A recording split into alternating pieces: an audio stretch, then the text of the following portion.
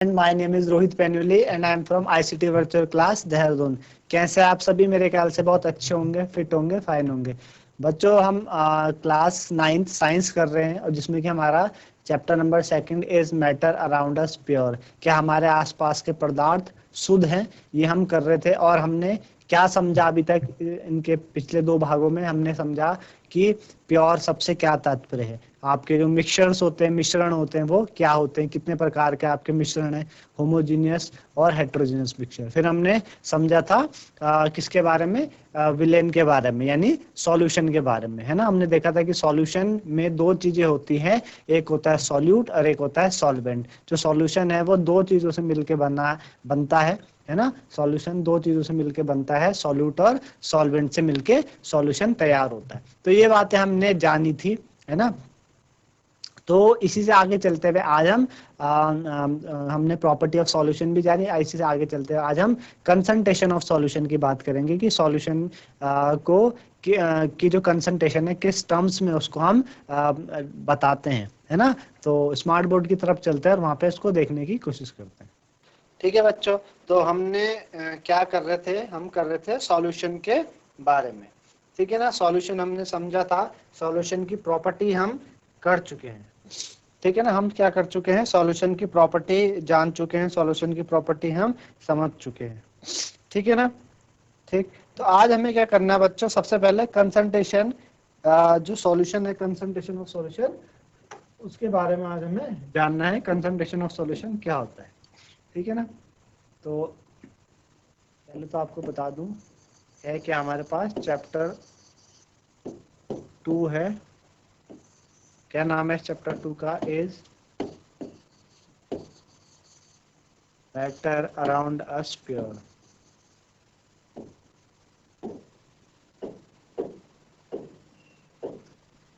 है ना। क्या हमारे आसपास के पदार्थ शुद्ध हैं? ये हमारा चैप्टर है, is matter around us pure, ठीक है ना। इसमें आज हमने करनी है बच्चों बात किसकी? Concentration of solution. किसकी बात करनी है? कंसंट्रेशन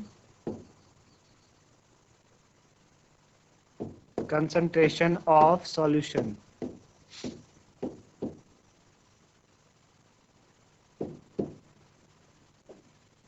कंसंट्रेशन ऑफ सॉल्यूशन, है ना। हमें कंसंट्रेशन ऑफ सॉल्यूशन की बात हमें करनी है, ठीक है ना।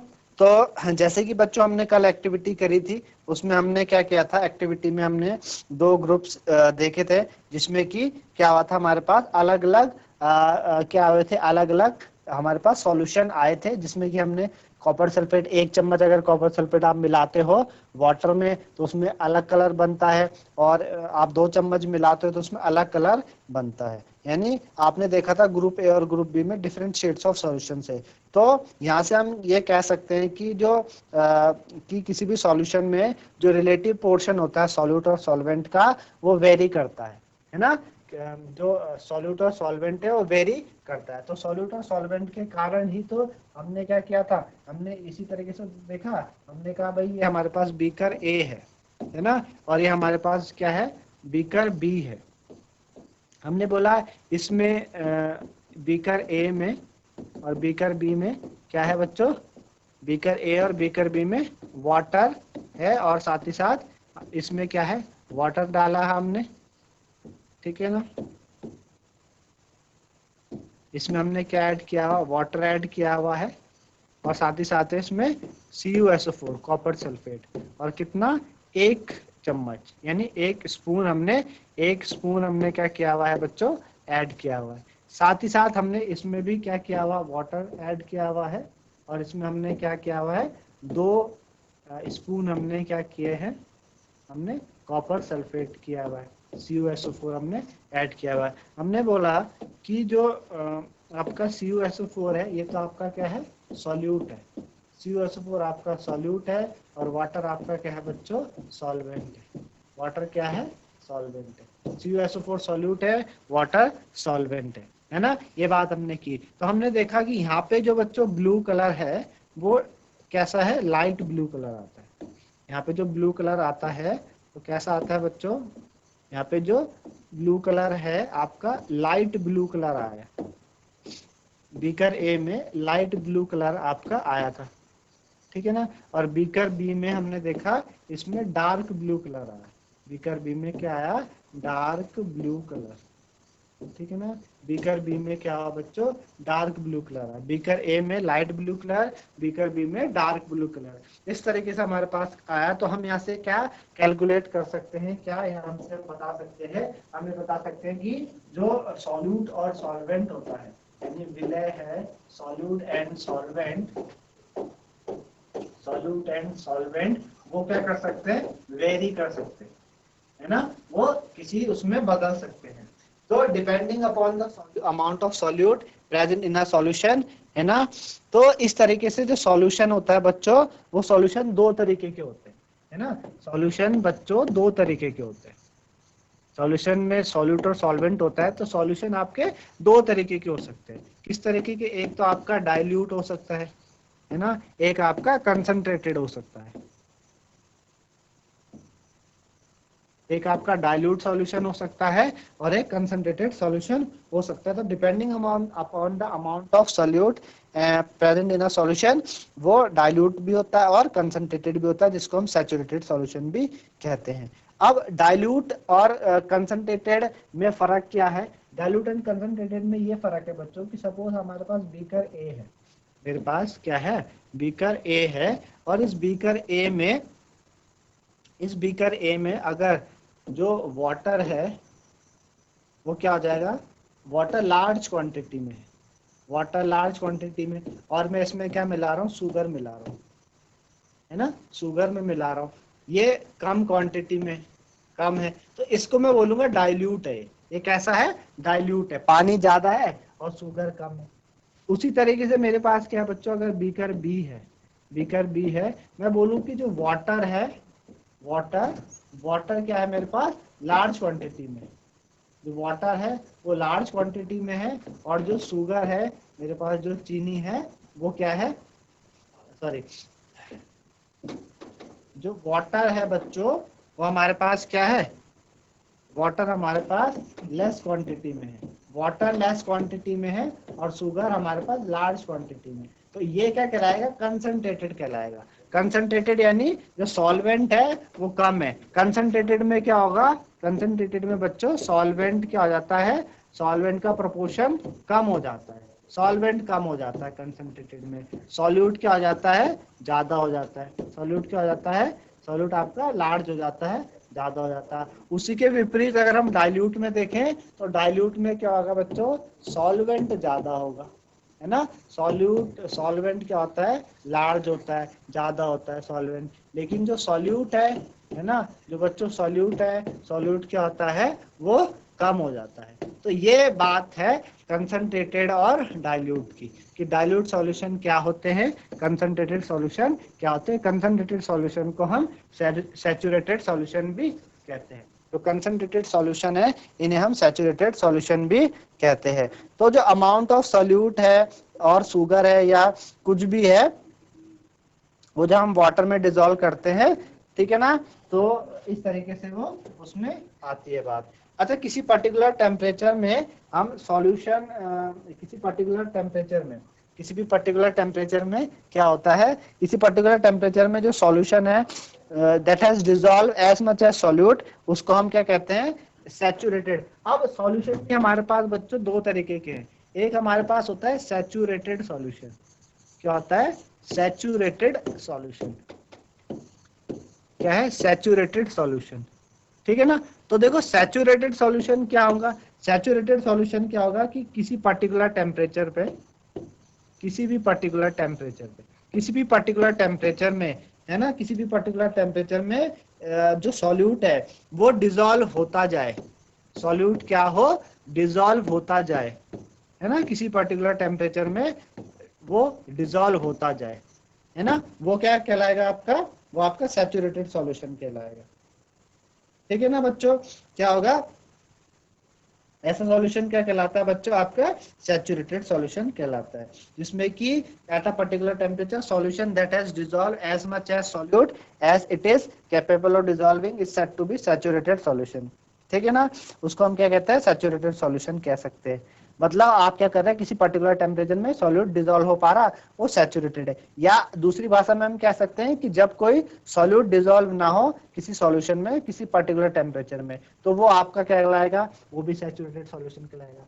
दूसरा क्या हो, जब आपका क्या हो, दूसरा वर्ड में हम क्या कह सकते हैं, दूसरे वर्ड में हम कह सकते हैं कि जब किसी पर्टिकुलर टेम्परेचर में, किसी भी पर्टिकुलर टेम्परेचर में, है ना, किसी पर्टिकुलर टेम्परेचर में no more solute is dissolve, no more solute, no more solute is dissolve, है ना, no more solute is dissolve.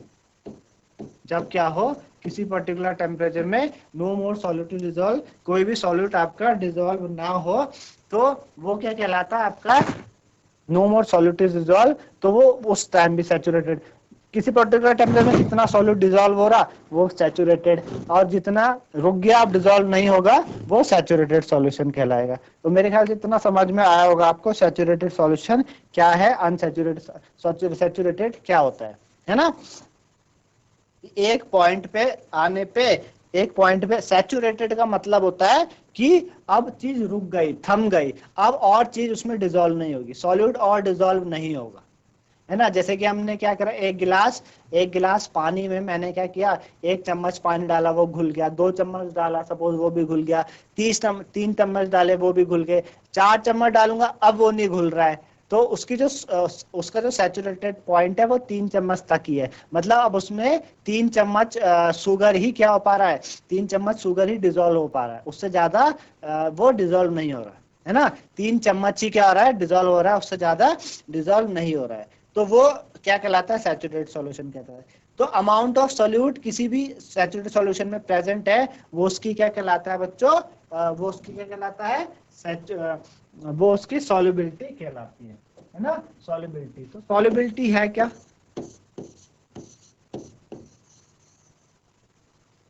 देखो सॉल्युबिलिटी क्या है, solubility amount of solute dissolve in a solution, amount of solute, amount of solute, solubility है क्या, amount of solute present in the saturated solution, amount of solute present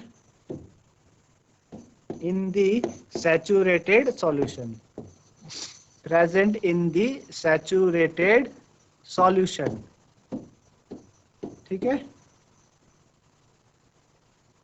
ठीक है बच्चों। Amount of solute present in the saturated solution, कि कितना solute आपका saturated solution में present है, वो उसकी सॉल्युबिलिटी कहलाती है। क्या कहलाती है बच्चों, उसकी सॉल्युबिलिटी कहलाती है। अगर अमाउंट ऑफ सॉल्यूट, ठीक है ना, सॉल्युबिलिटी आपको मेरे ख्याल से समझ आएगी, कितना सॉल्यूट किसी सैचुरेटेड सॉल्यूशन में प्रेजेंट है वो उसकी सॉल्युबिलिटी कहलाएगी। कितना सॉल्यूट किसी भी सैचुरेटेड सॉल्यूशन में प्रेजेंट है वो उसकी सॉल्युबिलिटी, यानी कितनी चीज किसी चीज में घुल सकती है, सॉल्वेंट में सॉल्यूट कितना घुल सकता है, वो उसकी सॉल्युबिलिटी कहलाती है। सॉल्युबिलिटी क्या है, amount of solute dissolve present in the saturated solution. अब बात करते हैं बच्चों, अगला जो टर्म है हमारे पास क्या है, अनसैचुरेटेड सॉल्यूशन, अनसैचुरेटेड सॉल्यूशन, ठीक है ना, अनसैचुरेटेड सॉल्यूशन ये क्या होता है, इनकी बात करते हैं, ठीक है। अनसैचुरेटेड सॉल्यूशन, अनसैचुरेटेड सॉल्यूशन की बात करें तो अनसैचुरेटेड सॉल्यूशन क्या होता है कि जिसमें सॉल्यूट क्या हो, घुलता ही जाए, घुलता ही जाए, घुलता ही जाए, यानी amount of solute contain in a solution less than the saturation level, है ना, कि जो सॉल्यूट है, जो अमाउंट ऑफ सॉल्यूट है वो सैचुरेशन लेवल से कम हो, less than saturation level,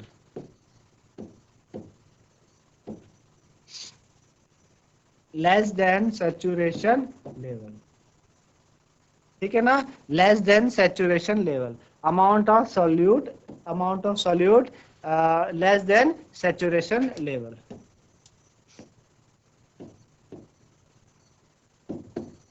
amount of solute less than the saturation level, saturation level से क्या हो, सैचुरेशन लेवल से कम हो, है ना। मतलब भाई सैचुरेशन लेवल क्या है कि इतना सैचुरेटेड सॉल्यूशन आपको बताया कि इतना घुल गया, अब चीजें उसमें नहीं घुलेगी, तो चीजें उसमें नहीं घुलेगी, तो सैचुरेशन लेवल से पहले तक जितना सॉल्यूट उसमें प्रेजेंट होगा वो अनसैचुरेटेड। अनसैचुरेटेड मतलब कि भाई 1 चम्मच भी घुल रहा है, 2 भी घुल रहा है, 3 भी घुल रहा है, 4 भी घुल रहा है, 5 भी घुलाते जाओ जब तक वो घुलना बंद नहीं करेगा, तो वो उसका अनसैचुरेटेड कहलाएगा, है ना। तो इतना बात मेरे ख्याल में समझ में आई होगी आपको। अच्छा, दूसरा,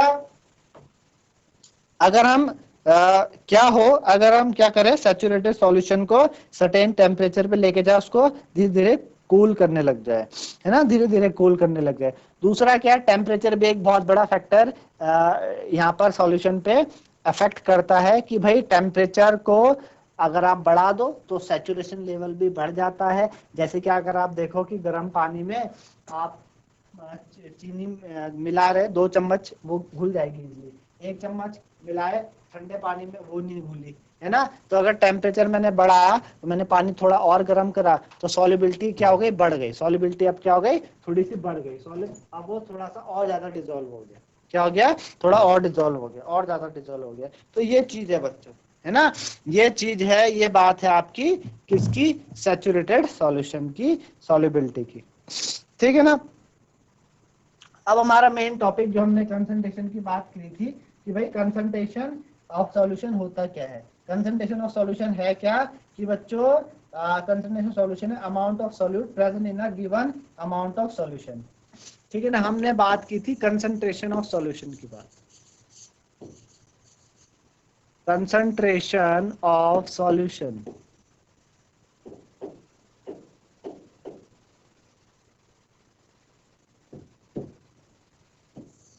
कंसंट्रेशन ऑफ सॉल्यूशन, ठीक है ना।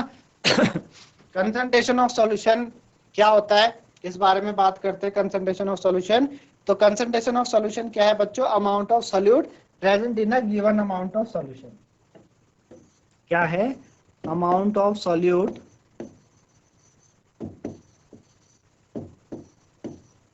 amount of solute present in amount of solute present in given amount of solution, amount of solute present, amount of solute present in आपका given amount of solution, present in given amount of solution, present in given amount of solution, ठीक है ना। Amount of solute present in given amount of solution, ये आपकी क्या कहलाती है, concentration of solution कहलाती है। और कंसंट्रेशन ऑफ सॉल्यूशन को, कंसंट्रेशन ऑफ सॉल्यूशन को वो करने के आपके आपके अलग अलग मेथड है। जैसा कि पहला मेथड है बच्चों, पहला मेथड क्या है, पहला है आपके मास by mass percentage, mass by mass percentage, mass by mass percentage क्या है, मास by mass percentage of solution, mass by mass percentage of solution, mass by mass percentage of solution, ठीक है ना। क्या है, मास by mass percentage, mass by mass percentage of solution क्या है बच्चों, मास by mass percentage of solution है। तो मास बाय मास परसेंटेज सॉल्यूशन क्या होता है, मास ऑफ सॉल्यूट, क्या होता है, मास ऑफ सॉल्यूट, ठीक है ना, mass of solute upon mass of solution, mass of solute upon mass of solution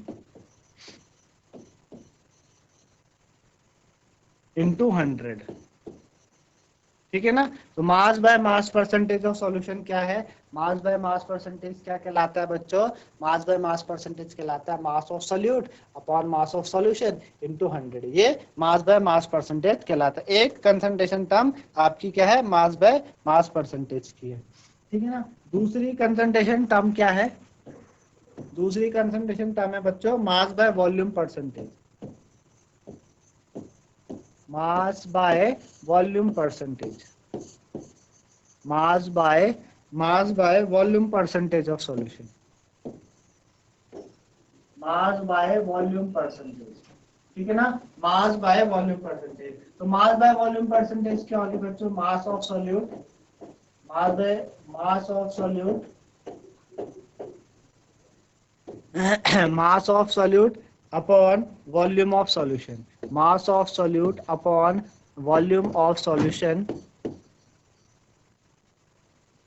into 100, है ना। ये आपके पास दूसरी कंसंट्रेशन टर्म है, मास बाय वॉल्यूम परसेंट। पहले आपने मास बाय मास परसेंटेज देखा। मास बाय मास परसेंटेज में आपने क्या करा, मास ऑफ सॉल्यूट का मास अपॉन सॉल्यूशन का मास इंटू 100। दूसरा आपने मास बाय वॉल्यूम परसेंटेज देखा, सॉल्यूट का mass upon volume of solution into 100। तीसरा है वॉल्यूम बाय वॉल्यूम परसेंटेज। तीसरा क्या है, volume by volume percentage, volume by volume percentage, ठीक है ना। तीसरा आपका वॉल्यूम बाय वॉल्यूम परसेंटेज है, तीसरा आपका वॉल्यूम बाय वॉल्यूम परसेंटेज है। तो वॉल्यूम बाय वॉल्यूम परसेंटेज क्या होगा बच्चों, volume of solute upon volume of solution into 100। क्या होगा, volume of solute upon volume of solution, volume of solute upon volume of solution, volume of solute upon volume of solution into 100, है ना। तो ये आपका क्या हो गया बच्चों, ये आपका तीसरा कंसंट्रेशन टर्म हो गया। पहला आपका मास बाय मास परसेंटेज, दूसरा आपका मास बाय वॉल्यूम परसेंटेज, तीसरा आपका वॉल्यूम बाय वॉल्यूम परसेंटेज, है ना। ये आपका कंसंट्रेशन टर्म हो गई। ये तीन कंसंट्रेशन टर्म हो गए आपकी। तो तीन कंसंट्रेशन टर्म आपने समझी। फर्स्ट समझी मास बाय मास परसेंटेज, कैसे, mass of solute upon mass of solution into 100।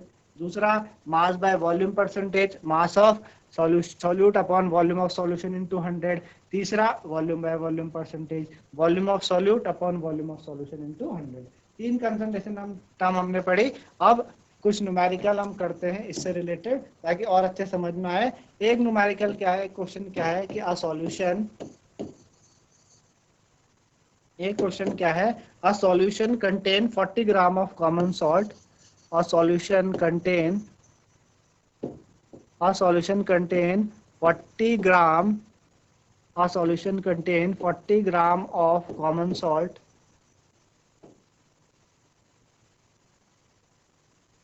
a solution contain 40 gram of common salt, ठीक है ना, common salt in 320 gram of water, in 320 gram of water, in 320 gram of water, ठीक है ना।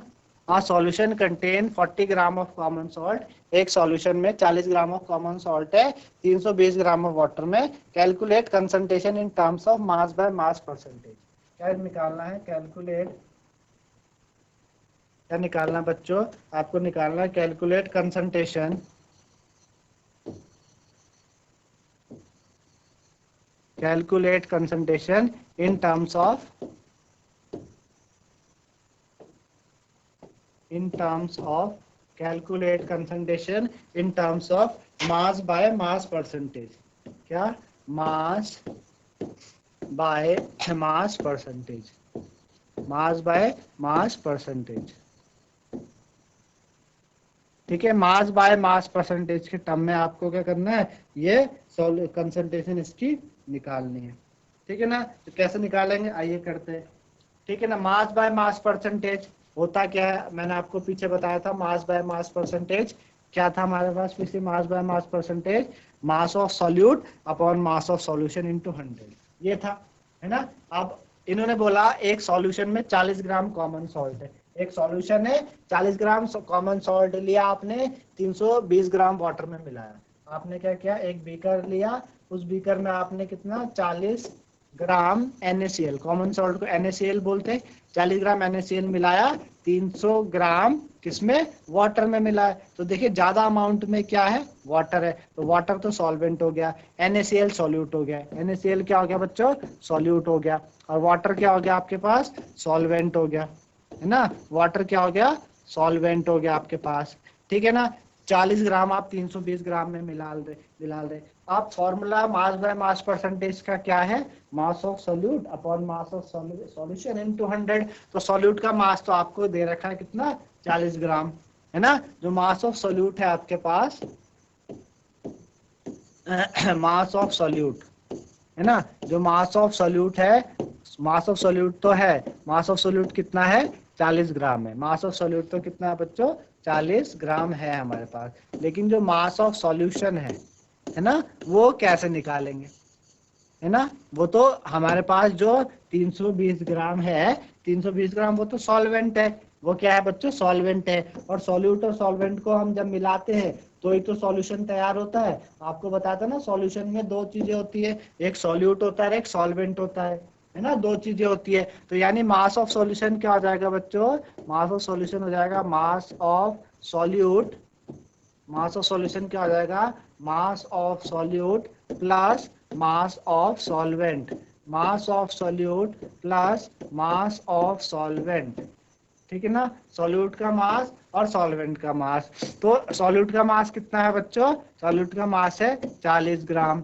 और solvent का मास कितना है 320 ग्राम। तो 40 को 320 से करोगे तो 360 ग्राम, कितना हो जाएगा 360 ग्राम। तो आपका सॉल्यूशन का मास कितना आ गया, 360 ग्राम आ गया, है ना। बस अब आप फॉर्मूला पुट कर दो, मास by mass percentage, mass by mass percentage, mass by mass percentage का फॉर्मूला पुट कर दो और इसे कर लो सॉल्व। क्या फॉर्मूला है मास बाय मास परसेंटेज का, मास ऑफ सॉल्यूट, क्या है मास ऑफ सॉल्यूट, ठीक है ना, मास ऑफ सॉल्यूट है upon mass of mass of solute है अपॉन मास ऑफ सॉल्यूशन है, ठीक है ना, इंटू 100, ठीक है ना, इंटू 100। तो मास ऑफ सॉल्यूट क्या है हमारे पास 40, मास ऑफ सॉल्यूशन कितना है 360, है ना, इंटू 100, ठीक है ना। तो एक जीरो से देखो एक जीरो कट जाएगा, 4 1 जा 4, 4 9 जा 36, कितना आया बच्चों 100 अपॉन 9 परसेंटेज, कितना आ गया 100 अपॉन 9 परसेंटेज, कितना है 100 अपॉन 9 परसेंटेज है। 100 अपॉन 9 परसेंटेज को आप कैसे भी लिख सकते हो 11 होल 1 अपॉन 9 परसेंटेज, है ना, 11 9 जा 99 और 100 अपॉन 9, तो कितना आ गया बच्चों 11 होल 1 अपॉन 9 परसेंटेज। इस तरीके से आप क्या कर सकते हो इस तरीके से आप क्या कर सकते हो, इसको सॉल्व कर सकते हो। इस तरीके से क्या कर सकते हो बच्चों, आप इसको सॉल्व कर सकते हो। समझ आया ना आपको किस तरीके से करा। मेन बात समझने की क्या है इसमें कि उन्होंने क्या बोला, उन्होंने बोला कि बच्चों 40 ग्राम NaCl को मिलाया 320 ग्राम वाटर में। अगर वो ऐसे बोलता कि अगर वो बोलता कि 40 ग्राम NaCl 320 ग्राम सॉल्यूशन में प्रेजेंट है, तो फिर सॉल्यूशन का मास आपको ऑटोमेटिक दिया हुआ था। लेकिन यहाँ पे उन्होंने सॉल्यूशन नहीं बोला, उन्होंने वाटर बोला। तो वाटर क्या है, सॉल्वेंट है, क्योंकि आप नमक को मिला रहे हो ना, नमक को पानी में मिला रहे हो, जो जिसको मिला रहे हो वो सॉल्यूट, कम क्वांटिटी वाला सॉल्यूट होता है, ज्यादा क्वांटिटी पानी वाला वो सॉल्वेंट हो गया। तो आप नमक को पानी सॉल्यूट को पानी में मिला रहे हो, सॉल्वेंट में मिला रहे हो, तो वो सॉल्यूशन तैयार होगा। तो आपको सॉल्यूशन का मास निकालना है पहले। तो सॉल्यूशन का मास निकालने के लिए आपको क्या करना पड़ेगा, सॉल्यूशन का मास निकालने के लिए आपको पहले सॉल्यूट प्लस सॉल्वेंट का निकालना है। तो आपने सॉल्यूट और प्लस सॉल्वेंट का इस तरीके से निकाला बच्चों, है ना। सॉल्यूट प्लस सॉल्वेंट का आपने क्या निकाला, इस तरीके से निकाला, हमारे पास आया सॉल्यूशन का मास, इस तरीके से हमारे पास सॉल्यूशन का मास आया, है ना। सॉल्यूशन का मास इस तरीके से हमारे पास आया। फिर हमने फॉर्मूला पुट किया, formula mass of solute mass of solution into 100, 40/360 into 100। तो हमने क्या करा, इस तरीके से इसको सॉल्व किया, जिसमें कि क्या आया आपका 11 होल 1/9 परसेंटेज। तो इस तरीके से बच्चों आपने समझा कि किस तरीके से हम यहाँ पे कंसंट्रेशन टर्म्स मैंने आपको समझाई। कंसंट्रेशन ऑफ सॉल्यूशन, सॉल्यूशन में हमने काफी सारी चीजें पढ़ी, है ना। सैचुरेटेड सॉल्यूशन हमने पढ़ा, अनसैचुरेटेड सॉल्युबिलिटी क्या होती है, क्या इफेक्ट होता है टेम्परेचर की वजह से, है ना। किसी भी सॉल्यूशन में टेम्परेचर की वजह से क्या इफेक्ट पड़ता है, तो ये भी बच्चों हमने पढ़ा आज आपके इस कक्षा में, ठीक है ना। और हमने क्या समझा, हमने कंसंट्रेशन टर्म्स समझी, जिसमें कि 3 कंसंट्रेशन टर्म हमने समझी। कौन कौन सी, आपकी मास by mass percentage, mass by volume percentage और वॉल्यूम बाय वॉल्यूम परसेंटेज, है ना। और एक न्यूमेरिकल भी मैंने आपको कराने की कोशिश की मास बाय मास परसेंटेज का, कि भाई mass of solute upon mass of solution into 100 के हिसाब से हम कर सकते हैं इसको। बस हमको क्या रखना है कि मास क्या है, सॉल्यूट क्या है, सॉल्वेंट क्या है, उस हिसाब से चीजों को ध्यान में रखते हुए हम इजिली ऐसे क्वेश्चंस कर सकते हैं। तो आज के लिए बच्चों इतना ही, मेरे ख्याल से सभी को समझ में आया होगा, है ना। तो हैव अ नाइस डे, धन्यवाद।